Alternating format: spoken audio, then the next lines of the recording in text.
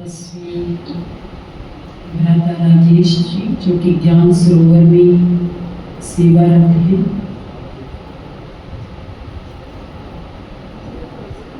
ज्ञान में 35 वर्ष से हैं और ज्ञान सरोवर में 18 वर्ष से बाबा की सेवा में समर्पित रूप से अपनी सेवाएं दे रहे हैं। ज्ञान सरोवर में टेलीफोन एक्सचेंज, आप ऊपर जाते हैं ना एकेडमी ऑफिस की तरफ, तो टेलीफोन एक्सचेंज भाई जी उसके इंचार्ज हैं, टेलीफोन एक्सचेंज डिपार्टमेंट के।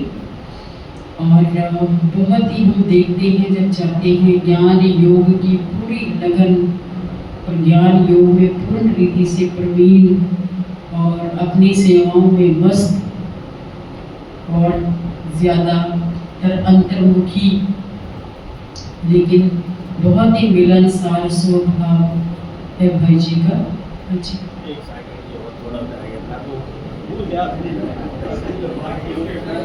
चलिए कोई नहीं, हम तब तक भाई जी का बहुत बहुत दिल से राजेश भाई जी का अभिनंदन और बहुत बहुत सभी आपकी तालियों में दम मिला।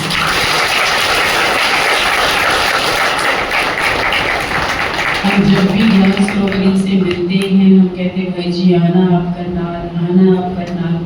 तो इस बार इन्होंने हमारा निमंत्रण स्वीकार करके हम सबके बीच में आए हैं।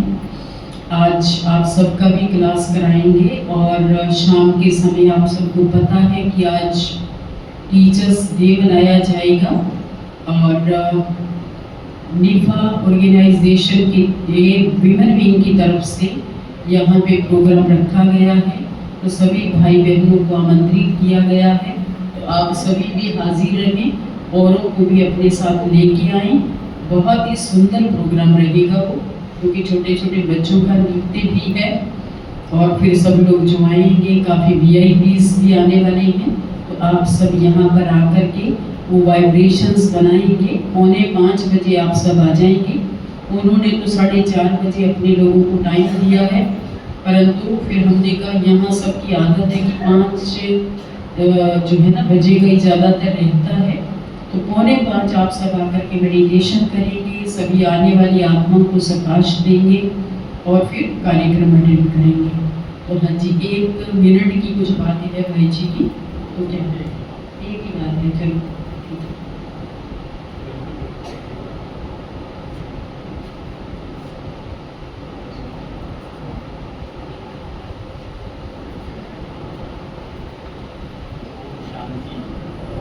ओम शांति। असली क्या था कि एक बार बाबा ने कहा कि बच्चे आपकी दाल रोटी का इंतजाम जरूर होगा, बाप जिम्मेवार है। अरे आपके जो रिश्तेदार मित्र संबंधी हैं उनका भी रिस्पॉन्सिबल मैं हूँ। इतनी बड़ी बात कमाल है, ये कैसे हो सकता है? How is possible? ये तो कभी हो नहीं सकता कि तो मेरा भी जिम्मेवार है और मेरे रिश्तेदारों को भी जिम्मेवार कैसे हो जाए? तो उसका जिंदा जागता प्रमाण क्या मिला? अभी जो गुजरी सर शायद इन्हीं दिनों की वो गुजरी थी, भुज में तूफान आया था, भूचाल आया था और हम लोग यहाँ से गए हुए थे। दादी जी कुमारका ने पूछा कि इतनी बड़ी सभा में कोई ऐसा है जिस आत्मा का रिश्तेदार मित्र संबंधी वहाँ पर गया हो और उसको कुछ दिक्कत आई हो? कोई है ऐसा? तो हमारे एक भाई जी थे पूरे से, वो BO साहब, मैं नाम भूल गया उनका, करनाल ही आते थे वो। BO थे, क्या नाम था उनका भाई का? पंडित जी भाई जी थे, हाँ जी, हाँ, राम नारायण शर्मा। तो उन्होंने कहा था कि मेरा लड़का भुज में है और विद फैमिली गया था वहाँ पर, और तो सारी की सारी जगह कैसे भी रही टूटी फूटी, लेकिन हमारा परिवार सारा बच गया। वो भाई राम नारायण इतने पता नहीं 30-35 हज़ार थे हम लोग। तो उसने खड़े होकर वहाँ पर अनुभव दोनों हाथ करके कहा कि देखो मेरा परिवार गया था, वो लड़का है मेरा, वो वहाँ पर गया था, बिल्कुल सेफ सुरक्षित रहा। तो बाबा ऐसे ना हम बच्चों को और फर्स्ट क्लास से हौसला दिलाता रहता है कि बच्चे जाओ देखो है जिंदा जागता, तो बहुत ज़्यादा। और मुझे तो ना कई बार वो भाई की एक किताब थी, जगदीश भाई जी की थी, तो इंग्लिश में वो थी, उसमें थोड़ा सा मैं आपको बता देता हूँ क्या लिखा। बाबा ने भी, हम 3 बार ओम शांति करते हैं ना, तो बाबा ने भी कहा, भाई ने लिखा कि my dear sweet sweet sweet children, always be remember this सृष्टि is like a world drama and you are all actor playing your parts in the different sizes. I am the director of this world drama. All the souls, not America, Africa, German, Japan, all the souls are created by me. Even Brahma, Vishnu and Shankar, these are also created by me. And I am not only your servant, but obedient servant. Why? Because you are पूर्वज and पूज्य soul. जब देखा ना पूर्वज and पूज्य soul, तो हम तो बहुत खुशी से झूमने लगे। You are पूर्वज and पूज्य soul. Now at this stage, this list is forest of thorn, कांटों का जंगल है, और I want garden of flower. Now it is your duty how to create a better world for the next generation. अब देखो आपने जिम्मेवार बनना है, या दूसरा शब्द मैं नहीं कह सकता, जो बाबा ने बोला कि जिम्मेवार बनना है या क्या वो बनना है, ये आप पर डिपेंड है। तो फिर धीरे धीरे जो था ना, बहुत ऐसे अनुभव हैं जो वह आप ज़्यादा नहीं समझ लेंगे, हो गया बहुत शांति।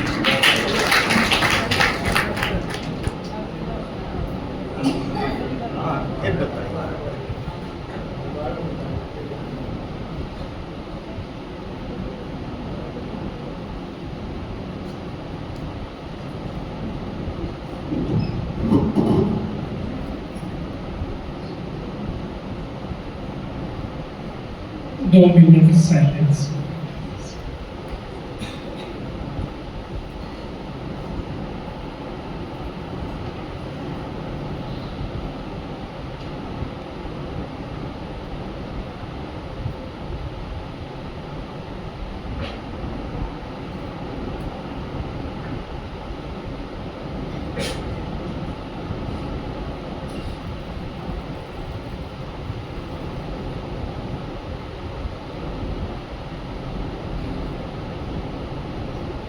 ओम शांति।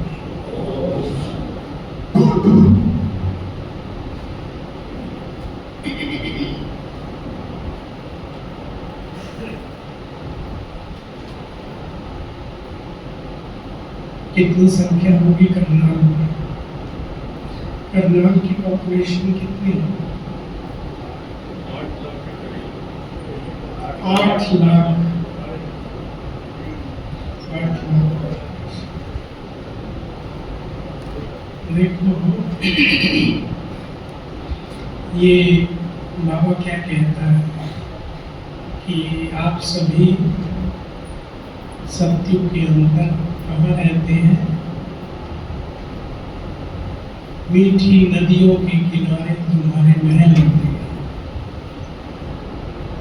तो करना तो होगा ना उस समय, होगा कि नहीं होगा? जो समझते हैं होगा वो हाथ खड़ेगा। दिल कहता है। देखिए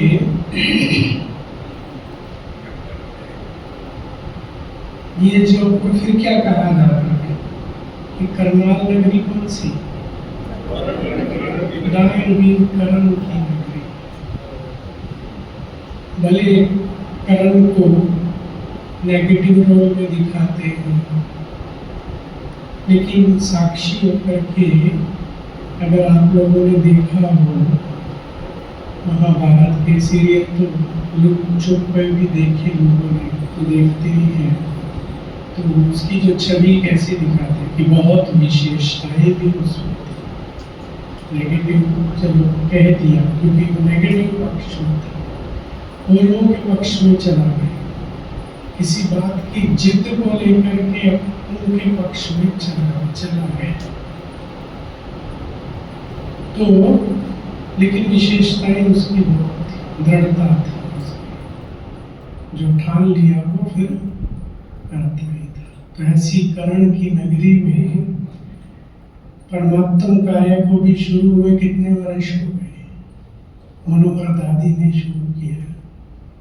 अगर परमात्म कार्य को 88 वर्ष हुए तो जो ही सेवा का प्रारंभ हुआ उसमें करनाल का नंबर लगा। तो करनाल नगरी तो वैसे भी उस समय क्या था? उस समय इसको हरियाणा नहीं कहा जाता था, क्या कहा जाता था? आपके करनाल किसमें है? पंजाब में। तो पंजाब जो है तो मामा ने वर्णन नहीं किया, पंजाब का नाम आया ना। तो वैसे भी करनाल को क्या कहते हैं? पंजाब जो में आता। तो परमात्म कार्य शुरू हुआ और परमात्म कार्य शुरू होने से ही जो है करनाल की सेवाएं प्रारंभ हुई। और करनाल की सेवाओं में से जो निकल करके आए वो रतन बढ़ते गए, छटते भी गए और बढ़ते भी गए। और आज हम किस मुकाम पर बैठे हैं? यहाँ क्या करने के लिए बैठे हैं? अब जो परमात्मा ने आकर के सृष्टि रंगमंच पर ये जो यज्ञ रचा है, किस लिए रचा है? सृष्टि का परिवर्तन। दुनिया वाले तो क्या है? जान नहीं रहे। किस चीज को नहीं जान रहे? किस समय को नहीं जान। दुनिया वाले तो क्या करें? वही कलयुग है, घोर कलयुग है, बातें करते हैं और इस तरह से क्या करते हैं? कुछ इधर की कुछ उधर की चर्चा कर अपने मन को संतान देते। लेकिन देखिए इसी करनाल नगरी के अंदर में कितने बताया? 8 लाख। लेकिन परमात्मा ने किनको चुना है?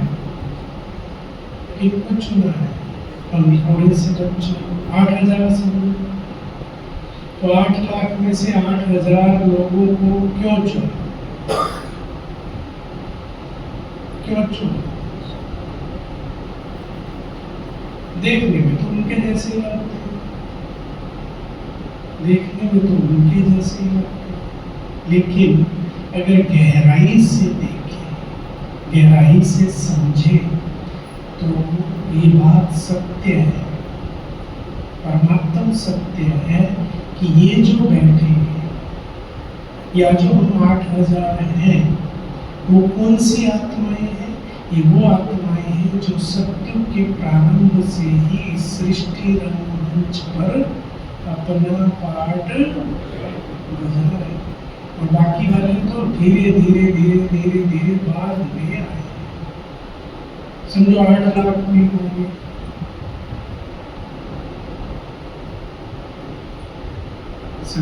अंत में आने वाले समय में संदेश तो सभी को पहुंचेगा।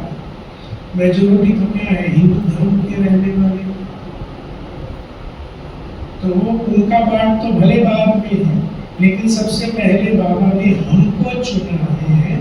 तो हम क्या है? इस सृष्टि रंगमंच के पूर्वज हैं, आदि रतन है। इस बात को हमें बड़ी गहराई से अंदर में स्वीकार करना है, क्योंकि समय की स्पष्टता किसको है? ये तो हम बच्चों को ही है, दूसरों को तो नहीं है। वो तो कह रहे भाई टाइम काट रहे हैं, जिंदगी काट रहे हैं।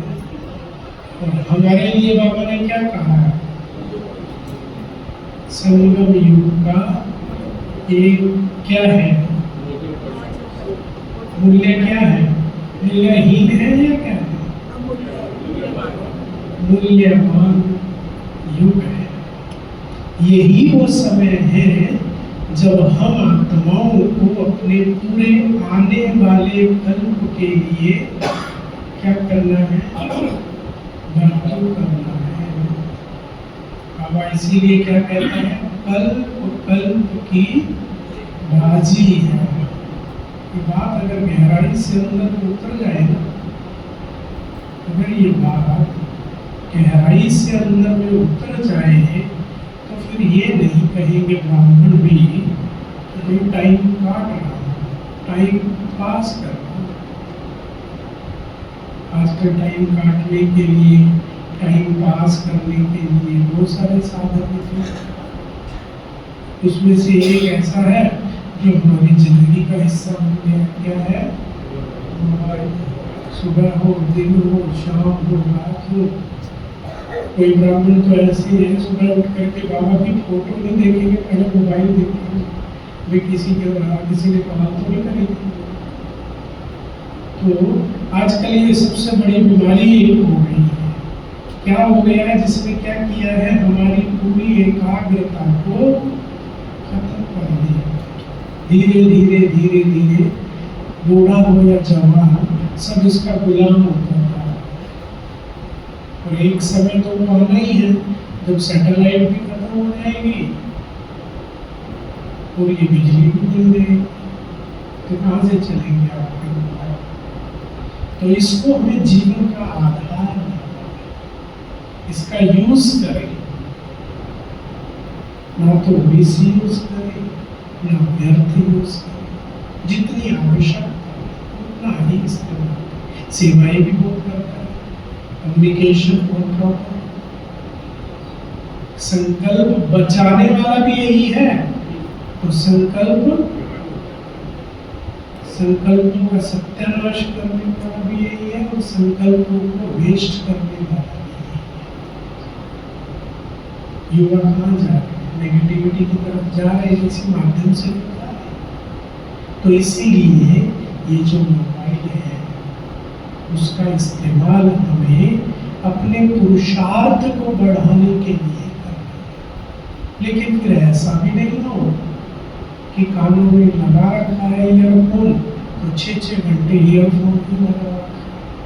कभी इसकी क्लास, कभी उसकी क्लास, कभी वो, कभी तीसरा, तो कभी चौथा। इससे भी क्या हो रहा है?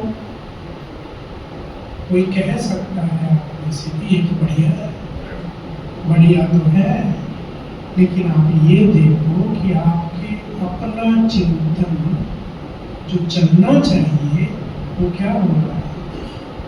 कम होता कि नहीं होता?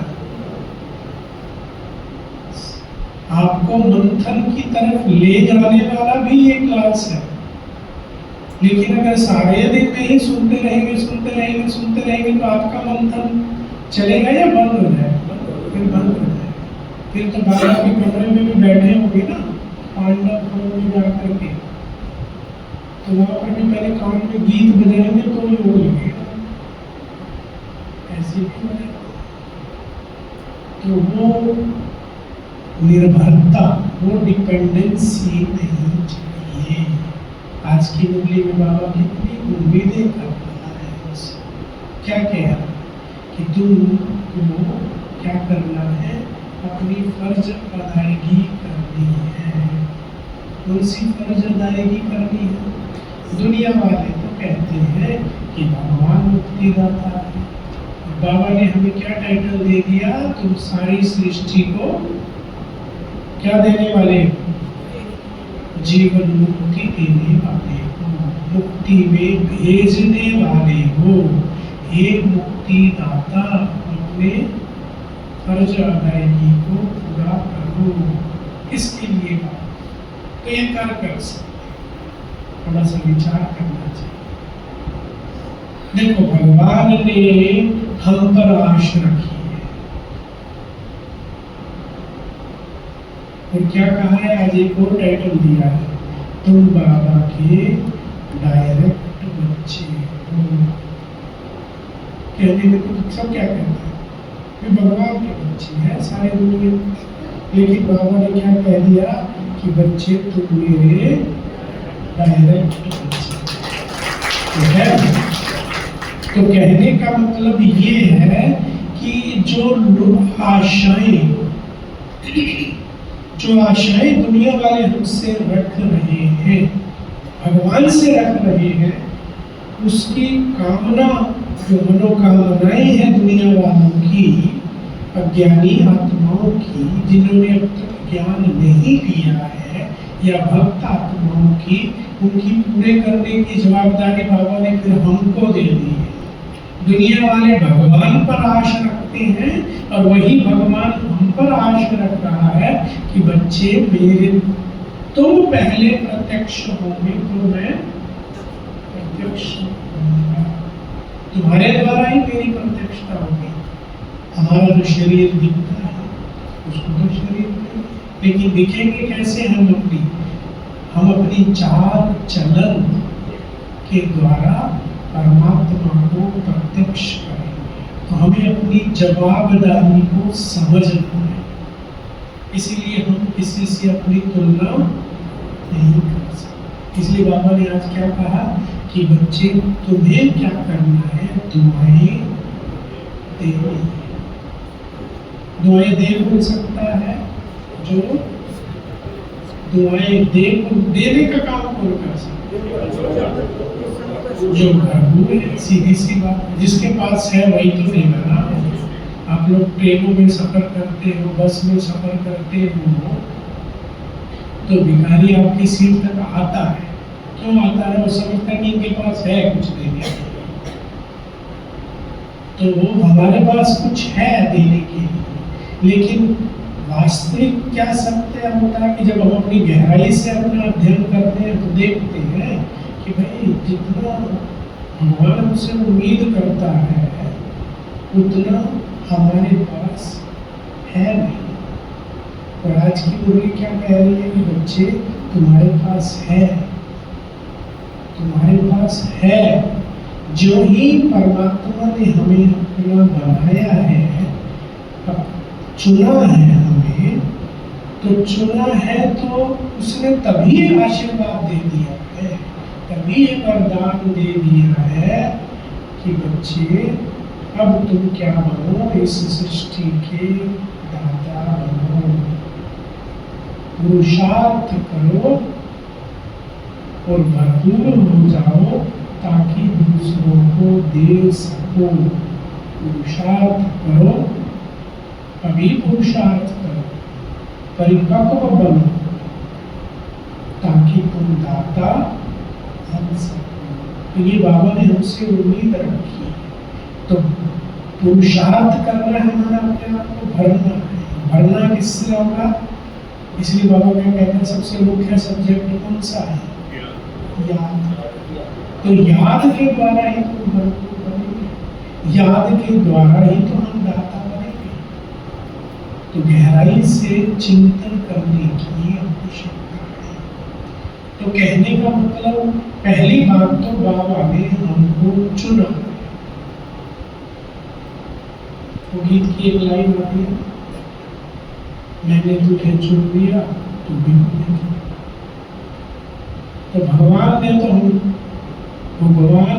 हमको चुन लिया, इसीलिए किसी न किसी माध्यम से वो यहाँ लेकर के आया।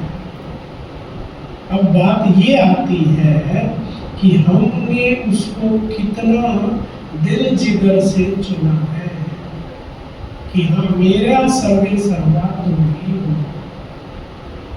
ऐसा फिर गंगा गए तो गंगाराम, तो गंगा गए तो जिनके पास। कहने का मतलब ये रहा कि भाई इधर भी हाँ जी तो दूसरी जगह भी हाँ। एक बल एक भरोसा। मैं क्या कहना चाह रहा हूँ, आप मतलब समझ गए। तो एक बल एक भरोसा दुनिया में भी कहते हैं, पंजाबी में भी कहावत है, जिन्होंने दौड़ा सुटी उन्होंने मौज लूटी। तो ये मौज कौन लूट सकता? प्रभु के रंग में कौन रंग सकता? जिसका निश्चय अटूट है, अटूट है। मुझे बाबा मिला है, मुझे क्या करना है, नेहा वरदान ने कहा। तो जब बाबा ने हमें चुन लिया तो हम क्या पाते हैं कि हमारे में संस्कार अभी वैसे नहीं है। और बाबा क्या कह रहा, बच्चे को शक्ति दूंगा तो संस्कार बदल सकते हो। जिन संस्कारों को तुम बदलना चाहते हो, कलयुगी संस्कार को, बाबा ने बोला ना पुराने संस्कार और पुराने संसार, अब दोनों भी भूल गए। वैसे तो कलयुग का अंत है, लेकिन दुनियावी आकर्षण बढ़े हैं या कम हुए? बढ़े बढ़े।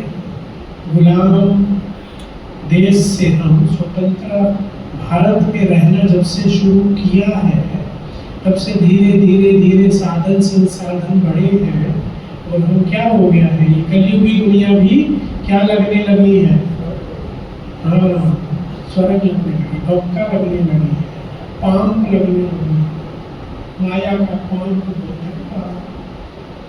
तो बाबा बोलता है संसार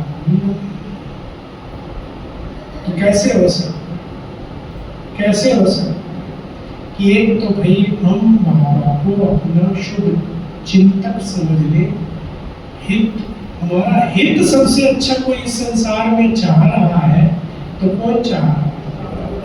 केवल बाबा।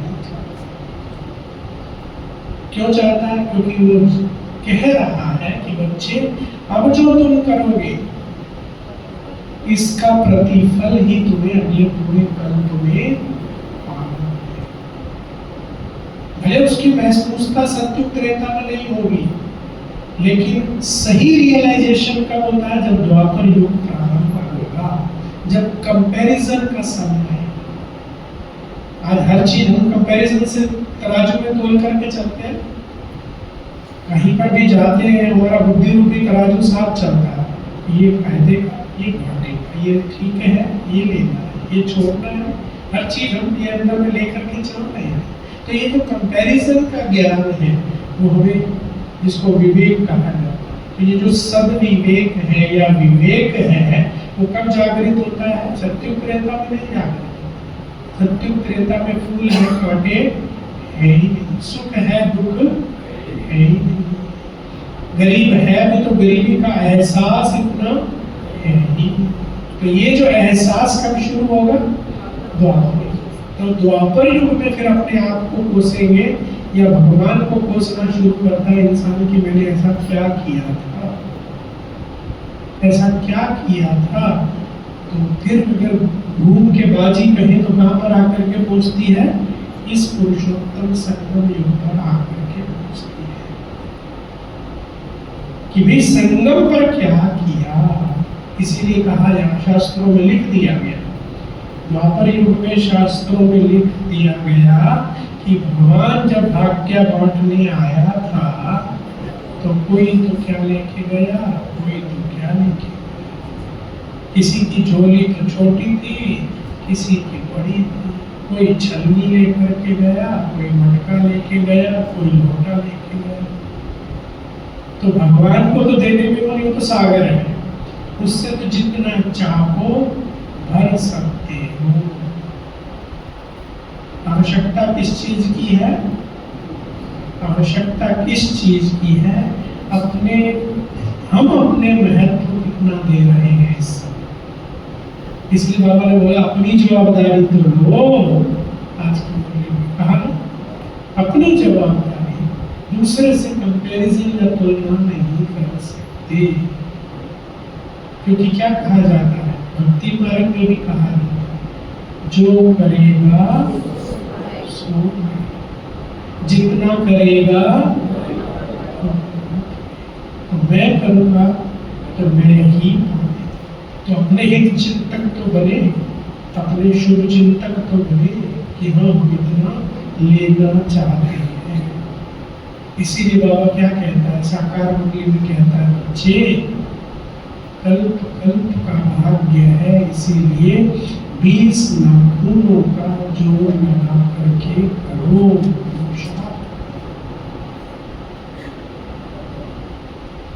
ब्रह्मा बाबा जो खुद श्री कृष्ण या लक्ष्मी नारायण की पूजा करता था, वो उसके जैसा बन गया। परमात्मा ने सर्टिफिकेट दे दिया, किस बल पे? कि ब्रह्मा ने क्या किया?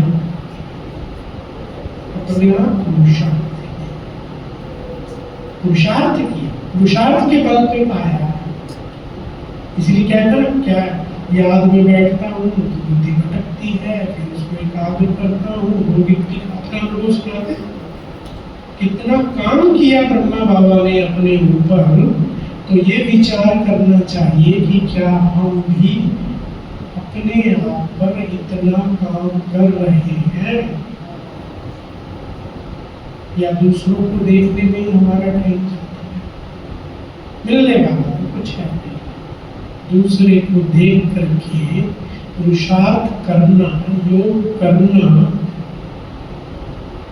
कि ये इतने साल से है तो मैं इतने साल से, इसके अंदर कोई कंपैरिजन नहीं है। हर एक के चेहरे अलग हैं, हर एक आत्मा का मन बुद्धि संस्कार अलग है, हर एक की लगन अलग है। तो मुझे आगे बढ़ना है तो रास्ता क्लियर है, कोई मेरा रास्ता रोक नहीं सकता, कोई कितना भी चाहे मेरा रास्ता। अगर वो रोक रहा है तो अभी मुझे वो एक किस्म से इनडायरेक्टली आगे ही बढ़ा, क्योंकि ये मार्ग मैं करने का नहीं, ये मार्ग है न्यौछावर हो जाने, ये मार्ग है समर्पण, यह मार्ग है सरलता, यह मार्ग है आंशी करने का। बाबा का हुक्म मिला आंशी कर। श्रीमत पर कौन कितना चल रहा है उतना वो अपना जमा। तो बात आई कि हमारा जो अपनी जवाबदारी को समझे कि हमें अपने आप को भरपूर भी करना है और दूसरों के लिए क्या बनना है, दाता। तो दे सकेंगे जिसको हम देंगे तो उसकी दुआएं हमें स्वतः ही मिलती है। 25-25 हजार लोगों की सभा होती थी तो भी दादी प्रकाश मणि जो संस्था की चीफ थी वो भी ऐसे कहती थी, मैं जाऊं तो मेरी एक ही आश है कि मेरी जो झोली है वो दुआओं से भरी हुई है, भरी हुई। तो जो दुआएं हैं हमारी, हमें दूसरों की वो आगे बढ़ाती है, आगे कहते ना आशीषें, पंजाबी भाषा में आशीषें लो, गीत भी आता है ले लो दुआएं माँ बाप की। तो हमारे सच्चे माँ बाप तो कौन, ब्रह्मा बाबा और तो पुरुषार्थ हम ऐसा करें, अपने पर धुन और लगन ऐसी बनाए रखें कि रोज के चार्ट में हम अपने आप को सेटिस्फाई कर सकें कि हाँ मैंने आज जो जितना पुरुषार्थ करना चाहिए था परिस्थिति अनुसार समय अनुसार मैंने उतना किया। इसलिए बाबा बोलता है रात को सोने से पहले बाबा को चार्ट दो। कौन कौन है जो रात को चार्ट दे के बाबा को सुनते हैं? मैं लिखने की बात नहीं कह रहा, जो रात को कम से कम 5 से 10 मिनट बैठ करके योग करते हैं और बाबा को चार्ट सुनाते हैं, वो हाथ खड़ा करो। ऐसा नहीं, ऐसा नहीं। अगर हमारा सच्चा, अगर हमें अपने आप से प्यार है, अगर हमें अपने आप से प्यार होगा, अपने आप से प्यार होगा तो अपने पुरुषार्थ से प्यार होगा। अपने आप से प्यार माना, अगर अपने पुरुषार्थ से प्यार है, समझ लिया है संगम युग को कि संगम युग किसे कहा जाता है, संगम युग का मतलब क्या, संगम युग किसके लिए है। दुनिया वाले तो कलयुग कह रहे हैं, उनको तो पता ही नहीं लगेगा जब धक से विनाश शुरू हो जाएगा। भगवान को भी 88 वर्ष हो गए, इसलिए ताकि हम ये बच्चे बाबा के सम्मुख हो सके। हम जो भी हैं 20-22 लाख बाबा के बच्चे हैं, उनको संगम युग पर ला करके खड़ा करने के लिए इस संगम युग मिला था। परमात्मा ने इतने साल लगाया, 88 वर्ष लगाया, क्योंकि ये जो ऐसा नहीं है कि छू मंत्र में भगवान विश्व परिवर्तन कर देता है। बाबा ने क्या कहा था, टारगेट क्या दिया था कि भाई 9 लाख तो बना, और 9 लाख के भी कितने निकल गए, 20-25 लाख बाबा के बच्चे हैं, लेकिन लगन से आगे बढ़ने वाले हो, पुरुषार्थ पर तत्पर हो, तो वो तो थोड़े हैं ना। तो हमें कैसा, वो थोड़ा सा एक सोचना चाहिए, विचार करना चाहिए। तो हम अपनी जवाबदारी जो समझ रहे हैं कि हाँ भाई अब मुझे पुरुषार्थ करना है। आज बाबा ने क्या बोला, पुरुषार्थ करना है, और बाबा ने कहा कि प्यार तो करना पड़ेगा। आज इस बात को स्वीकार करो या नहीं करो, दिल की गहराइयों से केवल और केवल बाबा को प्यार तो करना पड़ेगा। समझते हैं? संगम युग कुछ नहीं है, बस भगवान के प्यार में हो जाए, यही है। तो ये समय के महत्व को हम जरूर समझें। कहा जाता है कि फिर ना मिलेगा ये संगम युग, ये मिलने वाला नहीं है। आखिर में तो क्या मिलेगा, ब्राह्मण भी अगर पश्चाताप करेगा इतना ज्ञान होने के पश्चात अंत में, तो फिर दुनिया वालों में और हमारे में फर्क क्या है।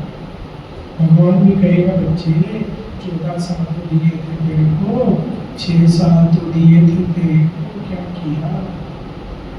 क्वेश्चन होगा कि नहीं होगा, धर्मराजपुरी में क्वेश्चन होगा कि नहीं होगा।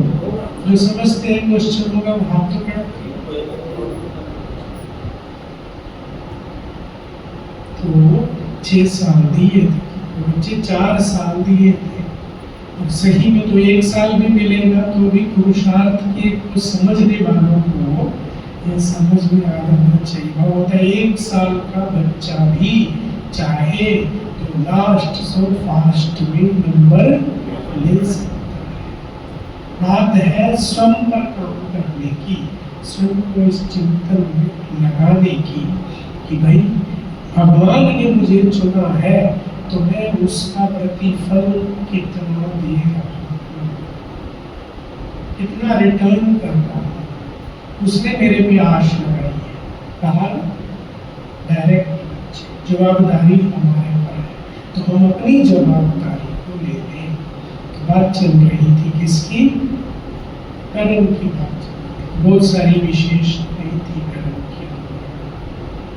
तो कर्म की नगरी भारत में भी क्या है, विशेषताएं कम है, ऐसे नहीं, बहुत विशेषताएं हैं। बस जो जहाँ कमी पेशी है उसको करने की है, जो कमी यहाँ है उसको दूर करने की है, इधर उधर देखने की बात नहीं। ये बाबा के स्थान बने हैं किस लिए, हमारे पुरुषार्थ में वृद्धि करने के लिए बने हैं। तो हम इसका भरपूर फायदा कितना ले रहे हैं। जो बताया जमा का खाता बढ़ाने का यही समय है, चाहे मनसा हो, चाहे वाचा हो, चाहे कर्मणा हो, किसी न किसी तरीके से अपने आप को भरते जाओ। ये नहीं तो वो से, ये नहीं तो वो से। देखा होगा ना बाबा के घर में कितने बच्चे आते हैं, माताएं कितनी गाँव वाली आती हैं। माता जी वो क्या कहते हैं, इतनी बूढ़ी हो गई नहीं पर तुम तो बाबा के घर के मांझ की तरह हो। उसको पता है कि मेरी प्राप्ति कितनी है, समझती है। और कोई तो ऐसे भी कहते हैं हमारी सेवा तो सिख लोगों में देखो, सिख लोगों में देखो, दूसरे की चप्पल के नीचे से मिट्टी उतारने को अपनी सेवा समझ, और कोई सेवा नहीं मिली। हो सकता है किसी की चप्पल पे टॉयलेट भी लगा हो तो भी वो हाथ तो लगा, समझते पुण्य जमाना हो गया। सिख धर्म के अंदर में भी क्या होता है, किसी को सजा दी जाती है, कोई बुरा काम कर लेता है, धर्म के विरुद्ध कोई चलन छोटी सी भी चल लेता है तो बोले उसको सजा दी है। क्या सजा दी है कि भाई 1 महीना तुम क्या करना, गुरुद्वारे में चप्पलें साफ करना। उसको वो श्रद्धा भाव से करता है।